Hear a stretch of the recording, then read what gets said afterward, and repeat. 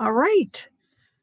Welcome, my magical people, my witches, to class number 3 of Sigils and Symbols with Eternal Silver Moon Circle. And tonight we are talking about astrological sigils. References that I'm using, among others, Practical Sigil Magic by Frater U.D. and by Christopher Warnock, Secrets of Planetary Magic. This is a really cool little book because it has rituals for working with the specific celestial bodies in the solar system. I've never seen anything else that had that specific thing. Like if you're working with Mercury energy, there's a ritual for working with Mercury. If you're working for, like if you're doing love magic or something, you may want to work with the energies of Venus in particular. And there's a ritual for working with Venus.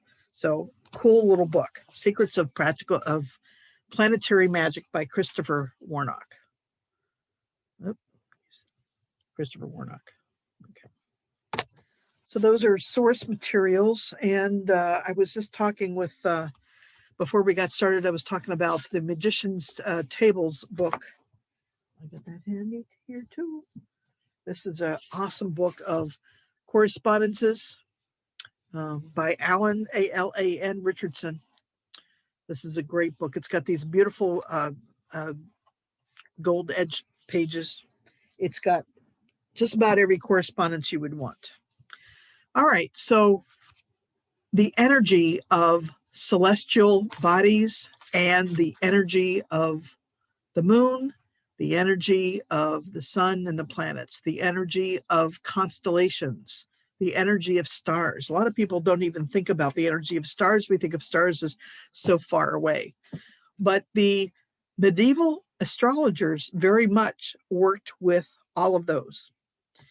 The constellations are ancient. They have been designated for centuries.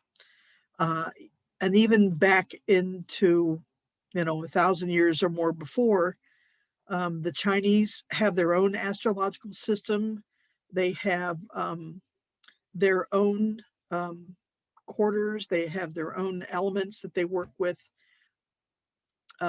both in medieval Europe and over in Asia, in Japan, Korea, China, what is now Korea, rather. It was the Joseon dynasty for many years in there. But their rulers all referred to astrologers. They all utilized astrologers to guide them. And in doing so, they also went with the Zodiac, which was when the sun was in a particular constellation, or when the earth moved through a particular constellation, or if the moon moved through a particular constellation. Like at the moment, the sun is in Aries. We're in the month of April. We'll be in Aries until about, I think it's April 19. The moon tonight is in Sagittarius. So those particular zodiac constellations have associated characteristics with them. So if you're doing lunar magic on a particular day, then you may want to employ those energies as well.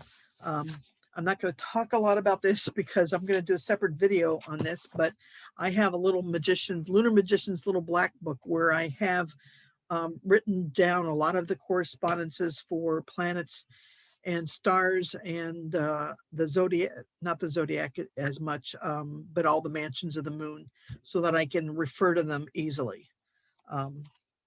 So looking at the zodiac first, I made little flashcards because that is an easy way for me to try to work to remember them.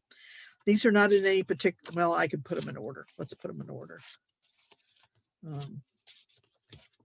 I've got, okay, those are the planetary ones. We'll put those aside. Okay. So the first one we want to pull out of here, and I absolutely do not have these in order. Well, they should. And my friends Stevana and Cassie are going to help me because I did not even create these in order. These are the last two. Those are the last two. Okay. So our first one, obviously, is Aries. Aries is the ram. Aries is the first zodiac constellation. So yes, the year effectively starts in March in this designation. Aries is always considered to be the first. Aries the ram, notice that it looks like a ram's horns. So you can imagine how the sigils were created, being based on a specific shape. The constellation itself, of course, we know that that's an arrangement of stars that the ancients noticed that the stars seem to form a certain shape in the sky. There's other cultures that have other constellation systems. They looked up in the sky and they saw different shapes and they created their own constellations. There's probably like 3 or 4 from different cultures altogether. This is obviously the Western one that we use. But it's Western in the sense that the Arabic astrologers originated the one that we use. So Aries the ram, that's the first one. Then we go to, where are you? Taurus the bull. And it's just simply a circle with horns. Nothing more to it than that. Okay. Taurus the bull is the next one later in April. I don't have these in order. I'm terrible. I think Gemini is next. Anybody want to look those up? Where's my book? I have too many things in front of me that you can't see. All right. The problem is that I have them listed and I didn't follow my list. Okay. Gemini is definitely next. Okay. Okay. So Gemini is the twins. And the constellation itself is marked by 2 very prominent stars, Castor and Pollux, who were brothers in mythology. And so this is the twins. You can see where that sigil got created. Next, we have Cancer the crab. Now, I can't say that looks like a crab. Maybe you can think crab claws, kind of, maybe sort of. You can kind of imagine 2 claws facing each other.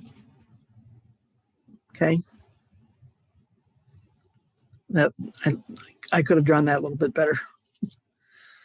Okay, next we have Leo the lion, and the circle you can think of as like the eye of the lion, and then the big curve is like the mane of the lion.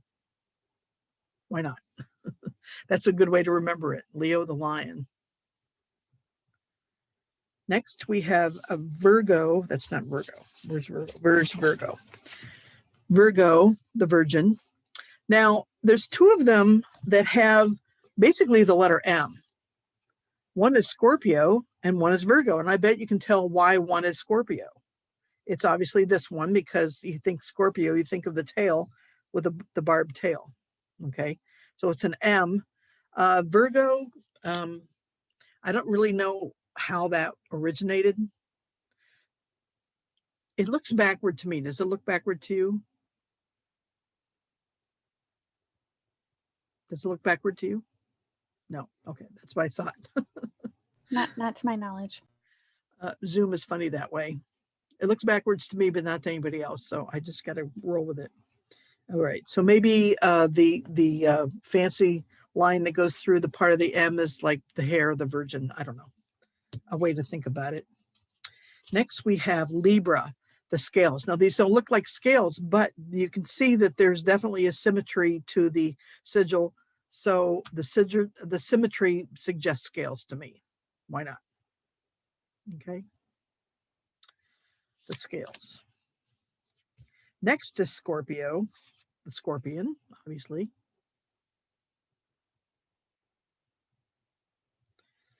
And the moon right now is in Sagittarius, the archer. And of course, what does the archer have? The archer has bows and arrows. So there's the arrow for Sagittarius, the archer. In actuality, it's quite a large constellation that features a centaur with a bow and arrow, but that's an awful lot to put into a sigil. So an arrow will do. Next, we have Capricorn. Now, this is the Capricorn sigil that I use the most, but there's others that are similar, none of which look like a goat to me. Capricorn is the goat.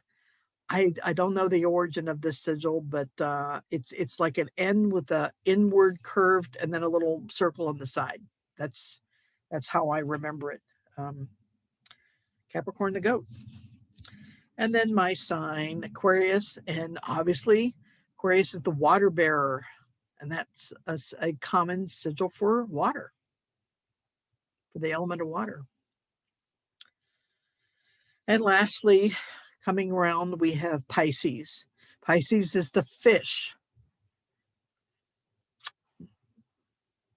This is often confused with the twins, but if you think of, where's my card for the twins? Okay. This actually looks like kind of like a Roman number 2. You know how when you draw Roman numbers with the lines on the top and the bottom? Okay. So if you think of that, then you can see how it's different from that. Okay. So this is Pisces, the fish. Kind of looks like a half fish, maybe, sort of. Okay. Those are zodiac sigils. And just like the other things that we're going to talk about in astrology, each of these zodiac signs has particular correspondences. I don't have those written down here, but it's an easy thing to look up. When you think of the characters of them. Now, Aquarius, water is an element of change. So Aquarius might be a very adaptable person. Whereas my sister was a Taurus. Taurus is the bull. Was my sister Jan kind of like a bull in a china shop? She could be. She was a character. So there are lots of associations with the zodiac signs. And that's a whole subject in itself. Then we have the celestial bodies. Okay. Now, these are the major celestial bodies in our solar system. These were all named for deities, for the most part. And that's all I'm going to say. I think you're aware of the fact that the days of the week are also named for deities, but not in the same pantheon. A lot of them are Norse, like Wednesday comes from Odin. Thursday is Thor's day. Friday is Frey's day, and so on. But then you've got Saturn's day. Well, that's Roman. Okay. So it's a little confusion with all that. And you got Sunday, Monday, Tuesday, again, Tyr, that's also Norse. Okay. When we get to the planets, we're talking almost entirely Roman deities, which, as you know, also have a corresponding Greek deity. So we're going to start with the sun. This is the standard sigil for the sun. It's just simply a circle with a dot in the middle.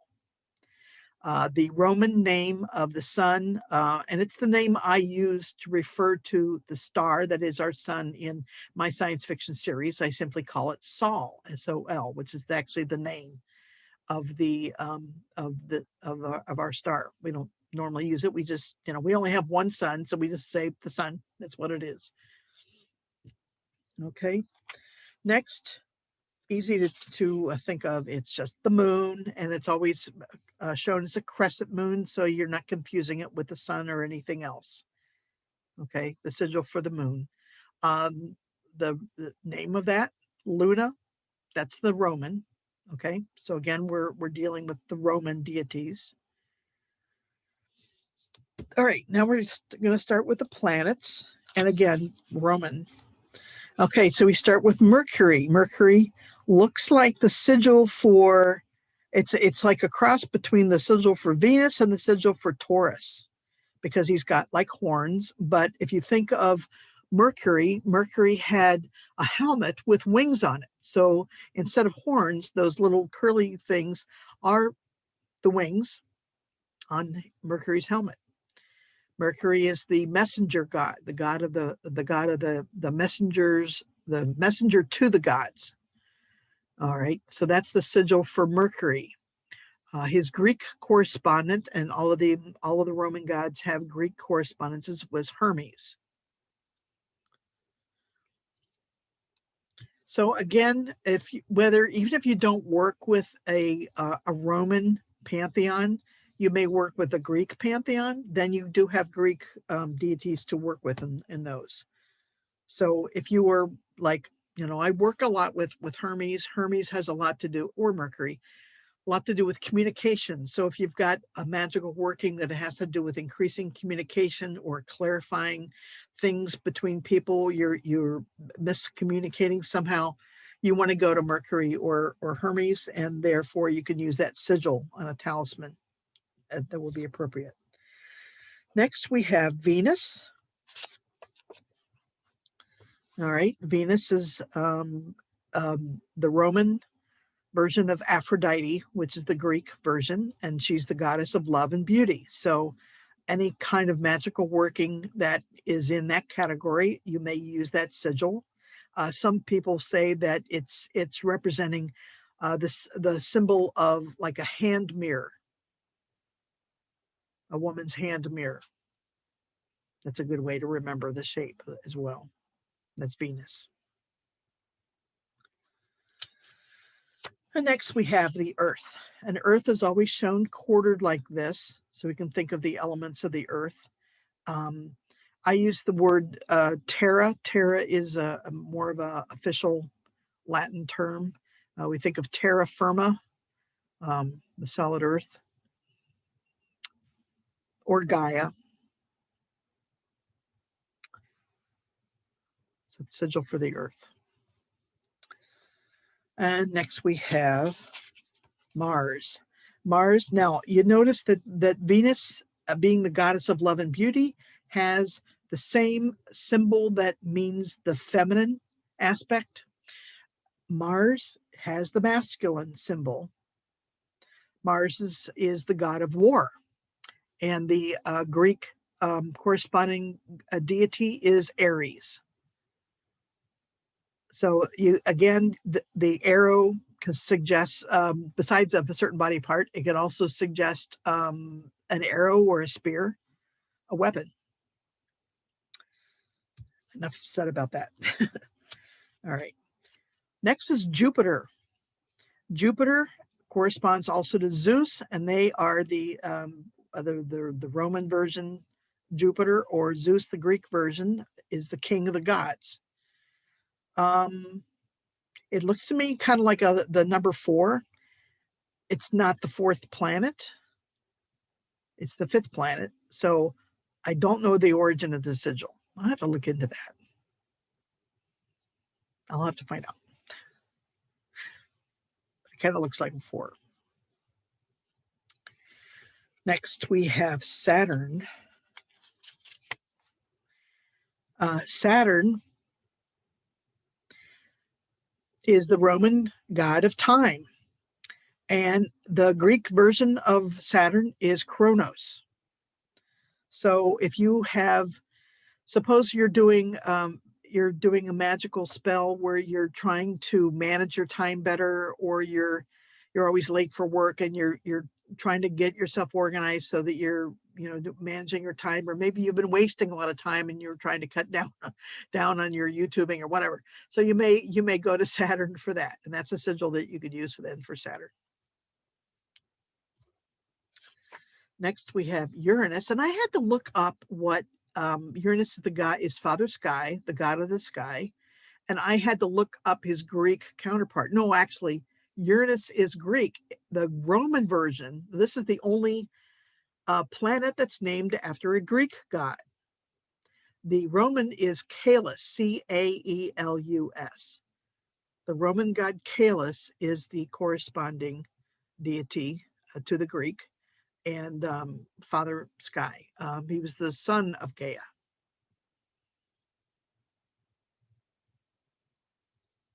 That's a sigil for Uranus. And next, Neptune. Neptune is the Roman god of the sea or the ocean, and the Greek correspondent is Poseidon. And the sigil, obviously, is his famous trident, his three-tined spear. So that's an easy thing to remember. Neptune or Poseidon.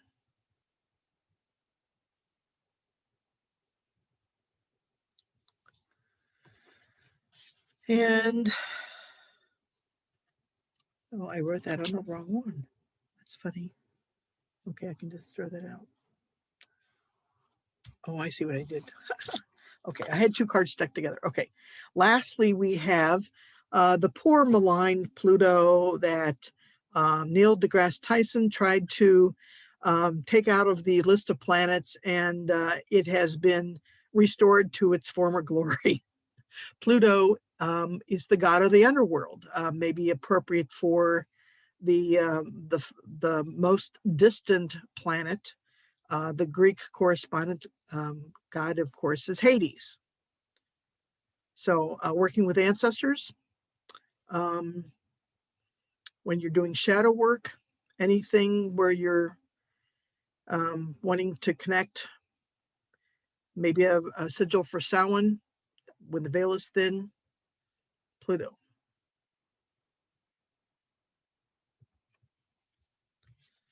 Okay, so those are the zodiac sigils, the planetary sigils. And like I said, this book, The Secrets of Planetary Magic, this is really kind of an interesting book. And just like Warnock has for the book Mansions of the Moon, he has his artist friend Nigel Jackson create these amazing talisman pictures for the, I hope you can see that, for the planets as well. That's for Jupiter.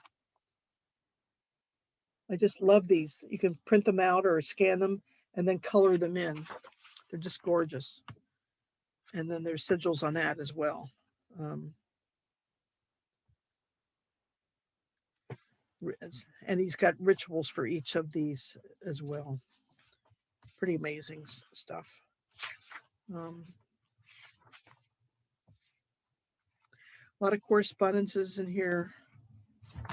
So now I'm actually going to stop the recording and restart it because the next topic is on Behenian fixed stars, and that's I think this would be best to be in two videos. So this is part 1 of class 3, and we will stop it here.